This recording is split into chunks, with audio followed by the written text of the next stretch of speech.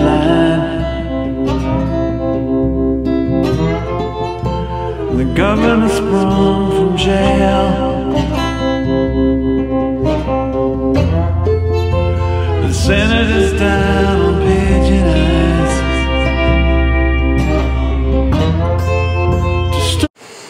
Home. There's nothing quite like it. Home is where the heart is. That's what they say. Why do they say it? They say it because home boosts morale. And morale and state of mind is everything. Everything. Everything to do with survival. Starts with basic human emotion of well-being and safety. All these things are in your home. And that's why it's important. That's why this whole next group of videos will be about your home. Your home is your fortress. And it's where you're going to keep your mind at ease when everything else is falling apart all around us.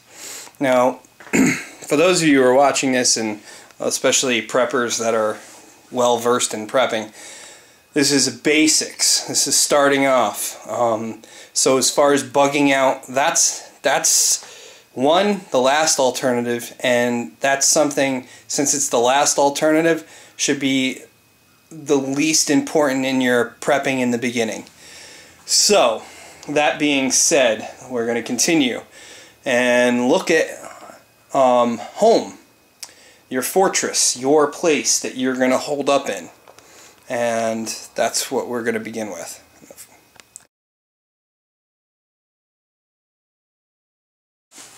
Now, choosing a home, if you're in a point of transition, if you're looking for a home, I was thinking, it's really strange because even before I was prepping, I can't explain why. It was instinctual. It was very strange because even in the buying of this house, I was kind of thinking along the lines, I wanted to be near water and I wanted to be near woods. It could be just because I like to be away from large groups of people. I don't know. But when you're choosing a home, you want to really get a layout of the land. You want to get a layout of the neighbors. I think it was Parlusk, 1776, I think his name. If it's not his name, I apologize. And I'm going to put a link to his video. He brought up a really great idea. Checking out the Census Bureau of the area you live in to just kind of get a demographic of what you're dealing with. I've also gone into a local bar, and no, not to get completely wasted, just to talk to locals and get a feel for my town, because all I do half the time is just work and come home. So I have actually taken an initiative and kind of get to know some of the locals and, you know, just talk just stupid stuff in the beginning and then kind of ask about, you know, the area and what's it like. And I found out that there's a lot of heroin addicts around my area. So that's something that I'm keeping in my mindset, because as another fellow YouTuber has said on here, Goose Arrow, what are you going to do when people aren't getting their meds? And that's just over-the-counter medications. What are you going to do with people who are addicts and can't get their fixes? How is that going to play out? So, anyway, so I thought that was a good idea, and that's something you should do. You should use the census to kind of get a gauge what area you're moving into. Next, how much repair and disrepair the place is that you're going to get, and whether you'll be able to actually work on it yourself, or if you can't, do you have the money to get it in good repair. It's very important that your house is all up to snuff, all up. And I'm going to go through some of the things that I've done on my house just to give you a gist of what I'm talking about. Now, first, we're just going to look at the areas, how you're going to assess your area. Each area is different. You could be living in a condo, you could be living in a house, you could be living, preferably you want to own your house. You want to own the place because you don't want anybody else having keys to your place. And generally when you have a landlord, he has the keys because he's the landlord. He owns the property that you're renting on. If you have to rent, I understand the economy. You do what you have to do. I think there's another YouTuber, Low Buck Prepper, was mentioning that he rents. So there's limited things he can do to improve upon his situation as far as defense is concerned, which is true. So all of these considered, try not to rent. But if you are going to rent, do some of the things that I'm going to show in this video to assess your area. Check the census of your area. Get a feel for the surroundings. What natural resources do you have? Okay, my natural resource, I have a huge lake. You can kind of see it now when it's winter. You can actually see it from my house. There it is.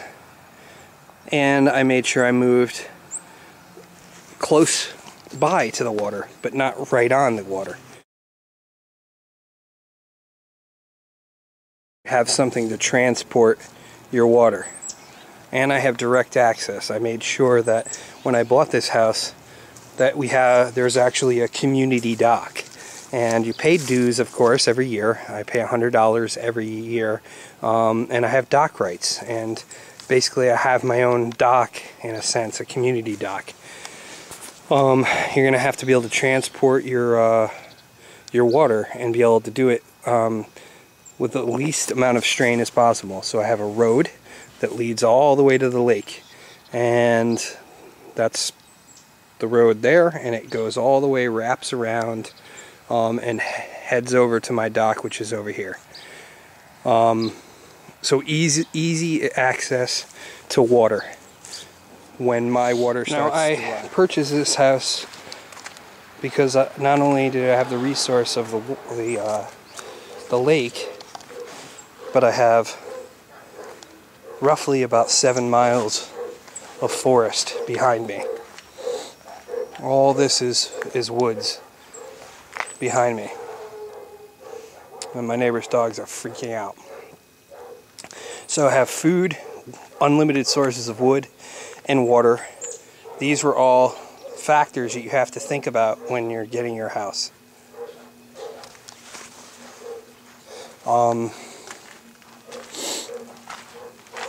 Now, another reason why you look at the defenses and how easy is it for people to look into your house. My house is on top of like this hill, which is a great asset because people can't just look right into my windows and see anything that I really have.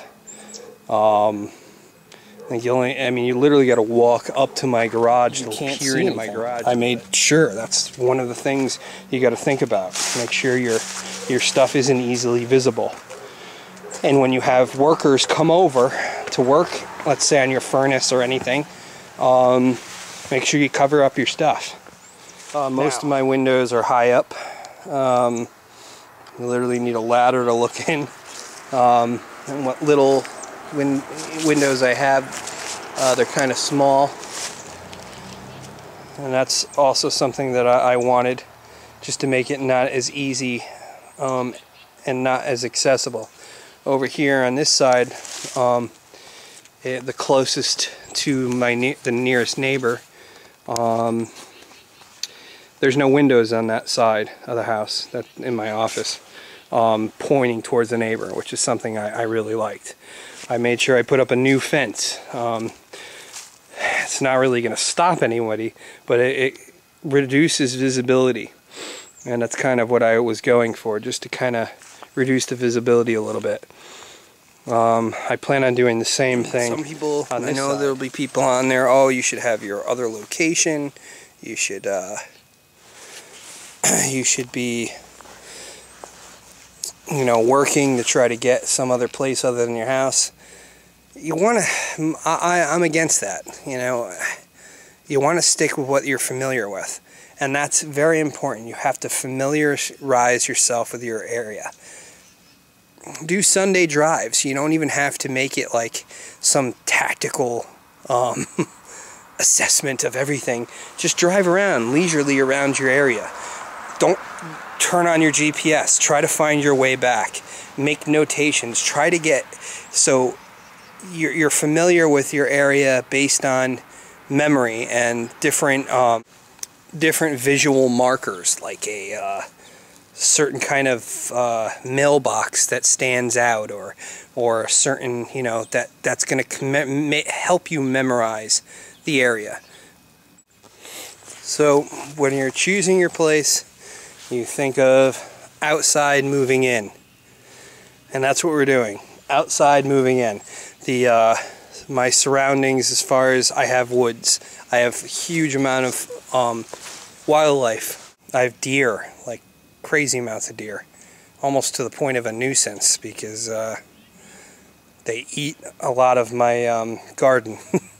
And you'd think, I mean, they literally they have to walk up like this hill or walk up these steps to get to my garden, and they still do it. So quite a bit of deer and other animals. So fox, I mean, you name it, it's here. And this is a great resource. Another thing you want to think about when you're choosing your place is accessibility. How are the roads around? Do you have a dirt road? Do you have multiple entries in your area? You have to think along the lines of, if you don't want people to be in, would it be easy to kind of section your little area off in case there's dangers that you have to worry about? What's great is the road. I only have one road coming in here, and then you have access from the lake if you brought a boat.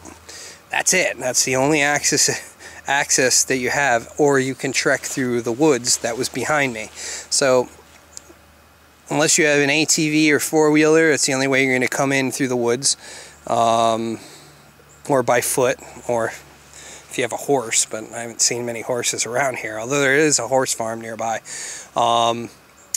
You also have the lake, and somebody can boat in or swim or anything.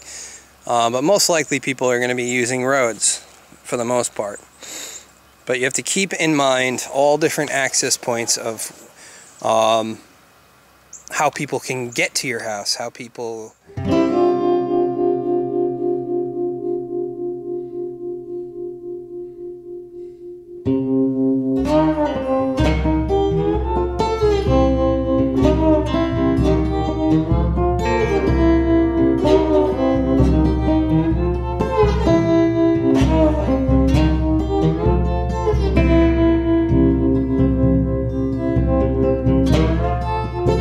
The mayor cut the bread line. The governor sprung from jail. The senator's down